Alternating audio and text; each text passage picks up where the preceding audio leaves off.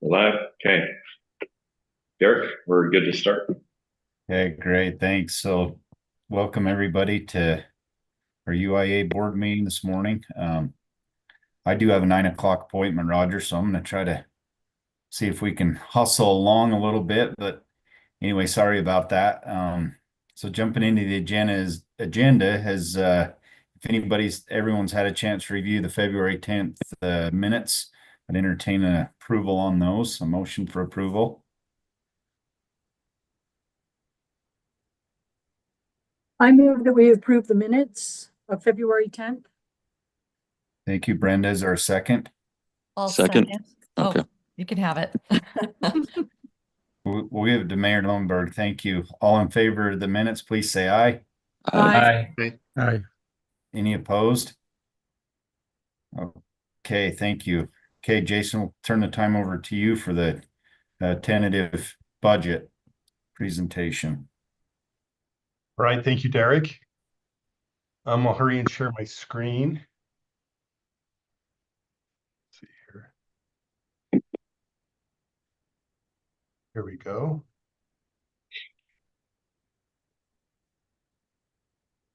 I'm happy to have the opportunity to share the UIA fiscal year 2026 executive budget. Sorry, I'm moving some visual things around so I can read my notes here. The first slide I have here is UIA operating revenues. And the proposed fiscal year 2026 budget shows estimated revenues of $1.8 million. This is a $3 million increase over what was budgeted for fiscal year 2025 revenues. But that amount's a little bit understated if you look at the $3 million. And the reason it's understated is we have been budgeting to retire a negative fund balance. It's required by state law that if you have a negative fund balance, that you budget at least 5% of your revenues to help decrease that amount of fund balance. We haven't necessarily, and as I look at our budget as a cash basis balance, which is different than fund balance, I had to put about an extra $2.5 million of revenue in the 2024 budget to show that happening. If you want to look at the actual cash increase in revenues from fiscal year 26 to 25, they're probably about 5.1 million higher than what was budgeted in 2025. These projected revenue increases are based on average net new connections of 310 customers per month and a continuation of business sales growth, including some things that we're doing with UETN. The 310 net new customers per month also includes a projected 100 customers per month coming from a new door-to-door sales program that has been successful in West Valley and will be expanded to other areas. We're very excited about that new door-to-door sales program, by the way. Please note that the steep revenue increase that was projected, if you look at the graph for fiscal year 2025, was in part due to the $4 per month rate increase on our most popular products.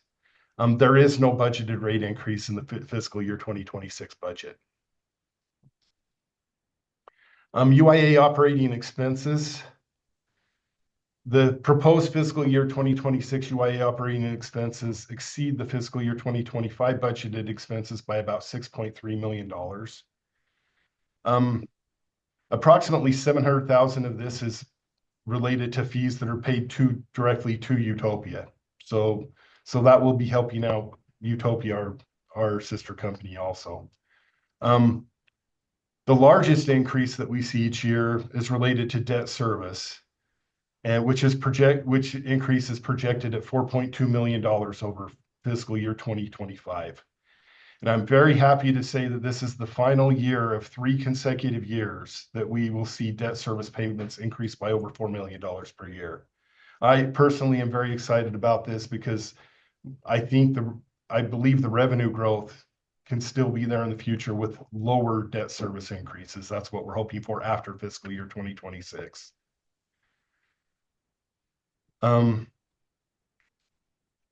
As we move on to UIA network expansion, we have budgeted for a smaller bond issuance in fiscal year 2026 We are anticipating smaller bond issuance each year to keep driving the revenue growth that we'd like to see. The revenue growth opportunities we have seen, they are there, and we project they will be there in the future. We are budgeting for 16.6 million in network expansion, with 14 million coming from new bond funds and the remaining coming from operating revenue. As I mentioned before, budgeting for the reduction of fund balance deficit is causing fluctuations in the yearly amounts budgeted.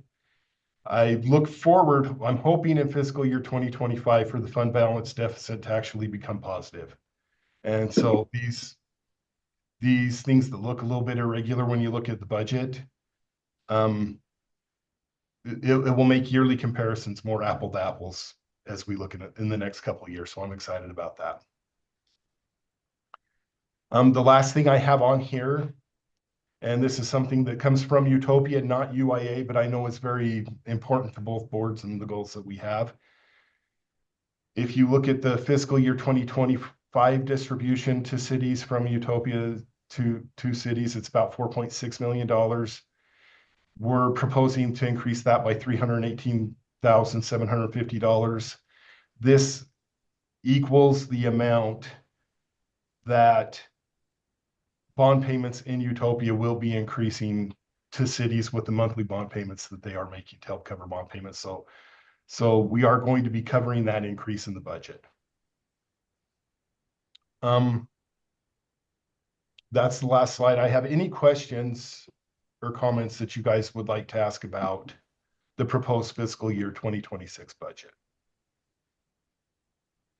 Just one quick question, even though it's on the Utopia budget. Do you have a vehicle replacement policy?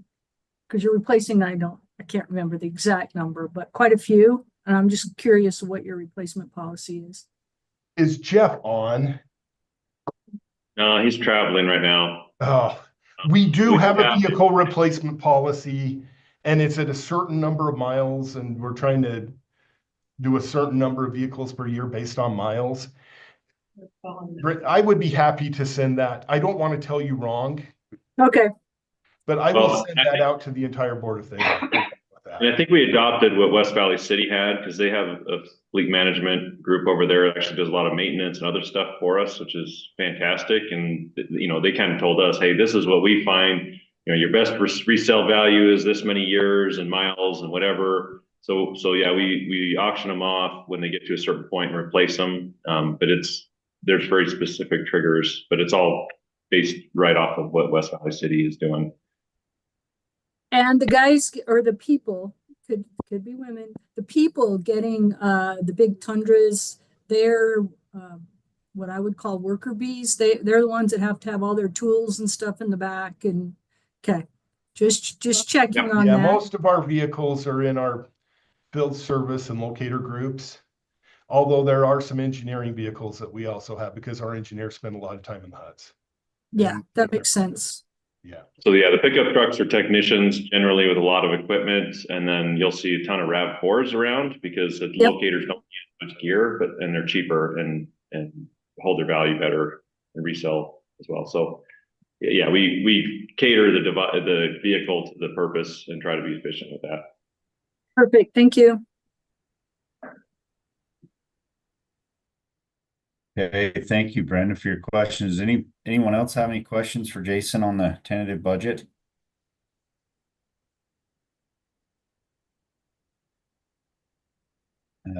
Hearing none, I'd entertain a motion to approve the resolution for the fiscal year 26 budget. Tentative budget.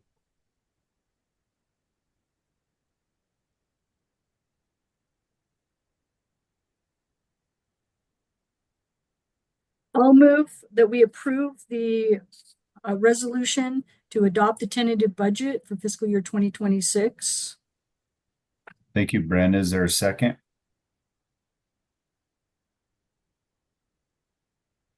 This is Nate. I'll second.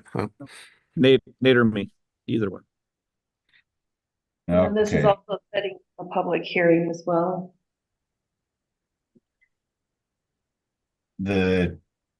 It looked like to me the public hearing was a second agenda item. Can we take care of both of them at once? We can do separate one. There's just a public Okay. hearing for the tentative budget and then also for the amendments to the. Oh, that's right. Okay. So Brenda, are you okay amending your motion to include the public hearing for June 9th? Yes, I'll amend my motion to include, setting the time and place for the public hearing to June 9th, 2025. Okay, thank you. Now we need another second. This is Brant. I'll second that. Thanks, Brent. Is there any further discussion on the motion? Okay, hearing none, we need to do a roll call. Krista, if you'll take care of that for me, please. Sure. Zach Bloxham, Yes. Nate Rockwood, Aye. Brenda Moore, Yes. John Flores, Yes. Brent Hansen, Yes. Mayor Lumberg, Yes. and Derek Euler. Yes. Thank you, everybody, for that. Thanks for your work on the upcoming budget, Jason. So moving to the next item, are we just setting a time or are we actually discussing the budget amendment for 25? Just setting a time. Okay, so somebody entertain a motion for the public hearing for the budget amendment for fiscal year 25 for June 9th. So moved. This is Brant. Thanks, Brand. Is there a second? I'll second. Okay, sorry, I didn't see who did that, but Zach Bloxham, Oh. myself. okay, thanks, Zach.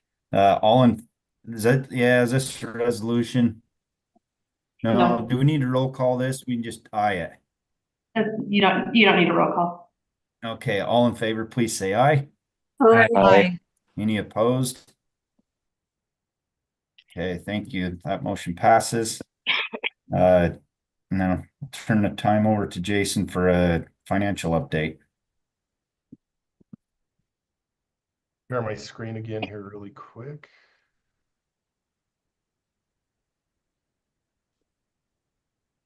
Okay. Sorry, doing a little formatting.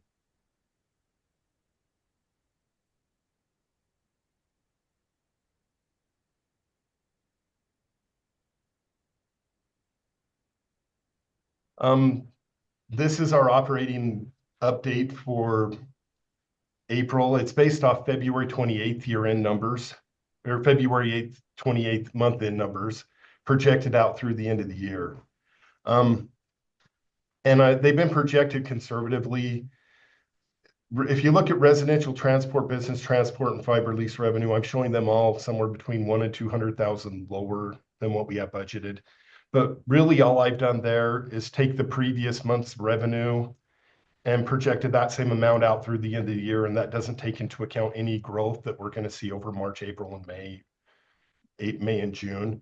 I think those numbers, I think residential transport may be slightly lower than we had budgeted, and the other two should be fairly close to where we are on budget.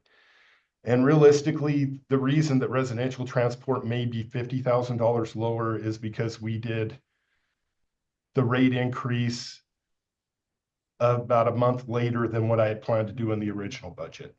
So that's really the reason we're looking at slightly lower numbers, but pretty much we're coming in on budget there.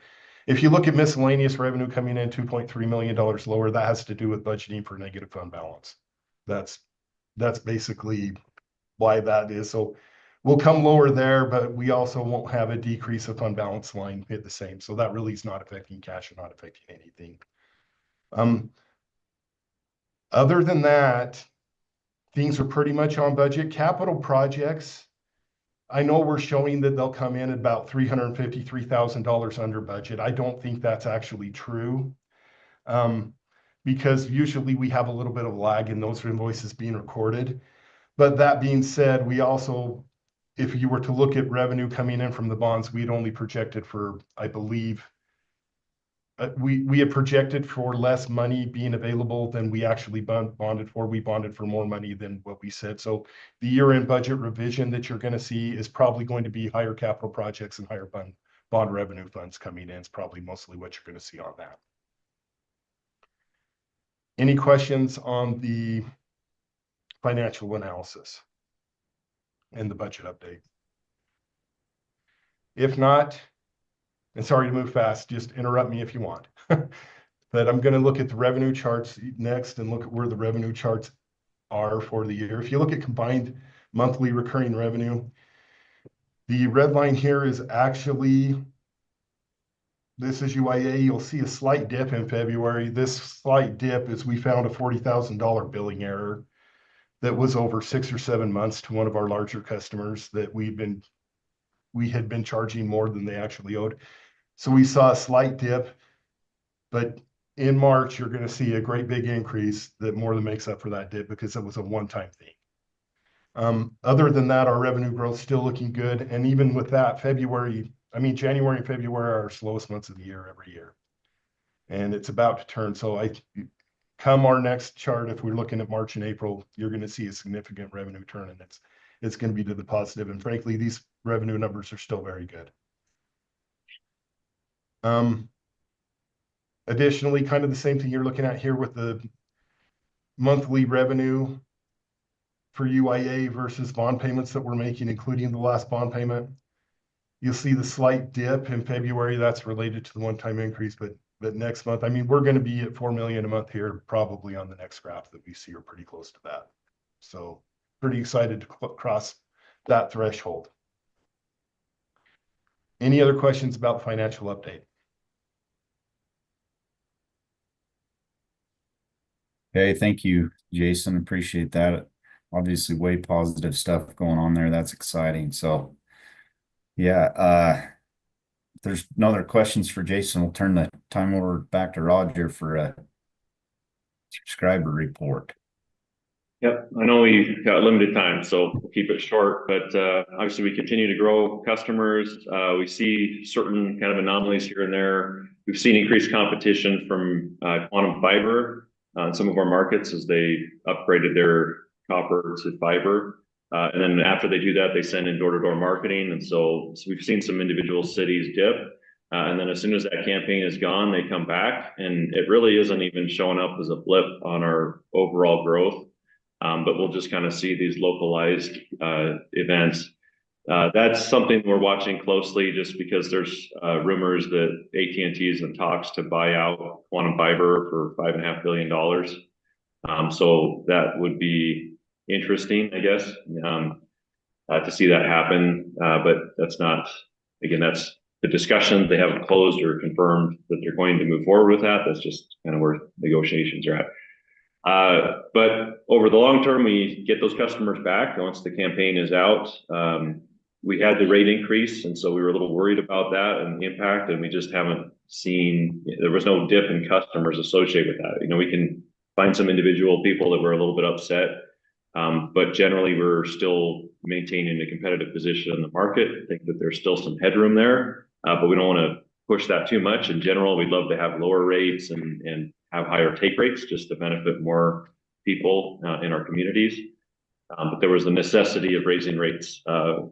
Went through that when we did it, the reasons behind that. But so we're in good shape across all of our systems and partnerships. 72,000 subscribers or so. Let's see the number on the report. The cover page has the actual number there. So 72,423. Give a screen share. I mean, yeah, I can share that, I guess, if that's helpful. So you should all have this report, which kind of gives us some snapshots of things. We've got take rates on there, but each city has theirs. As I was looking at it this morning, I'm like, oh, there's a couple errors in there. I need to change the range here on this chart because we went off the ceiling. That's a good problem to have. Because it maxed out at 70,000. I think the label for Murray got messed up. So there's a couple of things to tweak, but the charts are a good snapshot, just kind of see what's happening in each city. And like I said, you might see some individual city dips, but it's generally good. There's some other good news. Bozeman had kind of stopped. They had run out of funds for expansion and installations and growth. But they closed on a bond since our last board meeting. That's their debt and their bond issuance, but that's giving them funds to continue to grow that network and add customers. So we expect to see that grow pretty dramatically over the next couple of years. We're just kind of an operating partner in that model, similarly to Idaho Falls. On that note, those models are more of a utopia thing.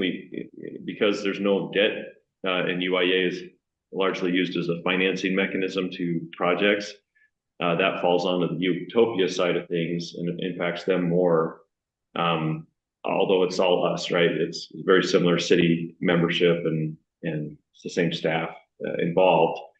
I wanted to bring attention to the partnership that we've probably brought up just briefly with the RCRC. It's the Rural County Representatives of California. They created a broadband entity similar to Utopia that's a consortium of public entities. There's 39 counties that are members of that. And they've been talking about doing broadband projects for a long time, but they've been awarded about $300 million of grants. And we'll be issuing bonds for another 150 million or so to kind of supplement that to go do projects in California with us as their kind of operating consulting partner. Right now, we're not budgeting or planning anything for that, but as that comes to fruition, we'll then be able to adjust budgets to reflect the revenue from that. No one's expecting us to go underwater a dollar, like even in our discussions with them, they're like, hey, any costs you guys have, we're going to cover that and then some. So there may be a little timing with that, but in general, we have a similar model there as Idaho Falls, where we get some money for the upfront consulting to get the project in place, and then we have a revenue split on our customers. And even though it's $450 million project, it's in a rural area, or various rural areas. That'll take more time to build out. But we charge a 3% consulting fee on that. And so like over time, that could be some pretty significant revenue for the construction and putting it in place, plus 50% on the transport revenue per customer. And that could be significant as well as those customers come on. So we're excited about that, but that's kind of out there. And as that gets finalized, we can come back and say, hey, here's the specific project areas and amounts of the projects, and go into more detail and also revise our budgets to reflect that. But I'm actually pretty excited about that. It doesn't represent risk or debt for us, but it does represent some partnership and revenue opportunity. And we've kind of tested that out nicely in other things. I mean, even Bountiful Fiber is more of a partnership. They own that system. But we get revenue for the build out and operations of the system. So we're pretty comfortable and excited about that opportunity, but also keeping priority focused here and growing revenues. And Jason mentioned that door-to-door campaign is having a lot of success, bringing on an additional 150 to 200 subscribers just with that effort every month. And so we're going to continue to use that and expand it into some other cities with Midvale and Murray kind of up next with that. So those are real quick. I know there's a conflict at night, so trying to wrap that up. Any questions for me or the team here? Maybe just a quick question, Roger. Are you planning to use the same sales group in those two other cities, or are we hiring more people to do the two other cities? What's the thoughts there? So we're looking to use the same people. It's a company and they've got a lot of reps. And really we've had to kind of hold them back a little bit. They would love to do more. We're like, we can only handle so many sales in an area. We don't want to have too many complaints, and we want to be able to loop back and kind of manage that, the impact to a community, right? If there's too much of it, then we get people calling and complaining.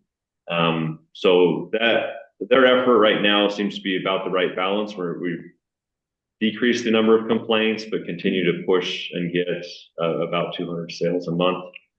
We've used them in Bozeman. We kind of tried them out in Bozeman initially and had a lot of success with them up there. And it's a much better campaign than what we've done in the past, which is why we've always been hesitant to do door-to-door marketing. In the past, we had that in Freedom City, It was not very well received there, and they were very pushy, kind of misleading. There wasn't very good quality control on that effort. Whereas this one, we have in regular calls, we go through every complaint, and they're very good at addressing reps that may be too pushy or misleading. Because obviously they're commission based, and there's a little bit of incentive for them to just kind of sell whatever. And so we pull back on that a lot and say, hey, you're representing us in these communities.